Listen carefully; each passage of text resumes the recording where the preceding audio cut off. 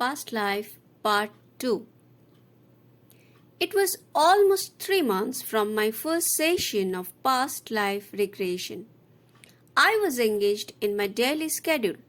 Since last week, again a question started playing hide and seek in my mind. I should not be a monkey in all my previous lives. What else I would have been then? Finally, I made my mind for my second session of past life regression and called Mr. Sahai, my hypnosis specialist, for the appointment. Next Sunday at around 10 a.m., I reached his chamber. My curiosity was at the peak. As usual, after relaxation and breathing exercise, he guided me for the journey of my past life. I was resting on an easy chair, closing my eyes. There was dim light in the room and a floral fragrance. I was in a meditative state. In my vision, I was roaming in a beautiful garden. Branches of long trees were touching each other.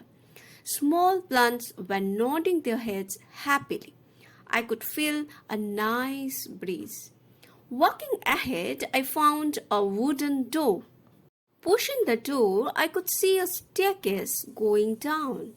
I started walking down with the count of my guide. As I reached the downstairs, there was another door. Opening that door, I reached my past life. In the first scene, there was a wok on the stove. Flatbread was getting fried there. Wow, what a lovely, tempting flatbread. A lady was frying them and keeping on a plate. She was of fair complexion. Something was written on her wrist vertically in black bold letters. Probably her name, but I could not get the language. It was not in English. She was wearing blue and white printed Georgette sari. I could see her Mangalsutra on her chest. I was eager to see her face, but those fluffy flatbreads were drawing my attention. The view was from the top, and the whole scene was in mute. I could not hear anything. The lady took a small plate, kept 2 flatbreads on it, took potato gravy and sweet semolina. Everything was looking very fresh and yummy. A little girl child entered the kitchen. She was wearing a frock in black and white. Should be a 4 or 5 years old. She was jumping and dancing in excitement, seeing those flatbreads on her plate. The lady handed over the plate and guided with a gesture to walk carefully with the plate. I tried to see the little girl's face, but she turned and started walking towards the drawing room.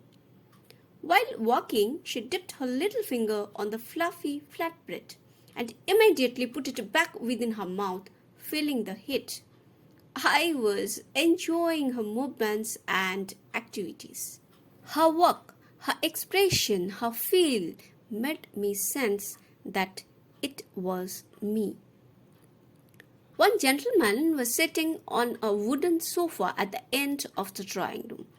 As the girl reached there, he took her in his lap with the plate and started feeding her.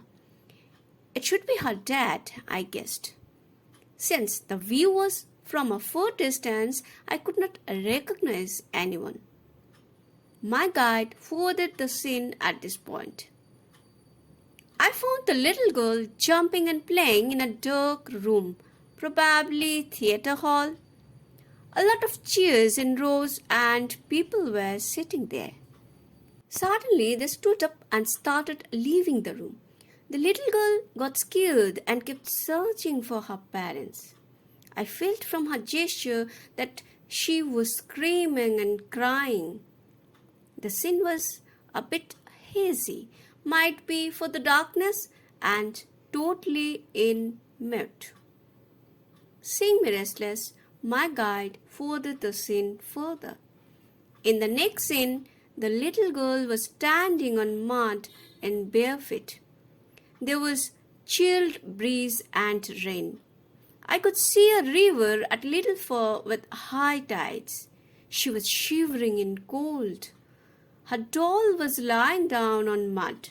Seeing the doll, she got a smile on her lips. She just bent down to get it. All of a sudden, the high river waves took her on its lap. She was dipping and floating in waves, spreading her little hands for help. There was no one to rescue her. She must have shouted, but the scene was all in mute throughout.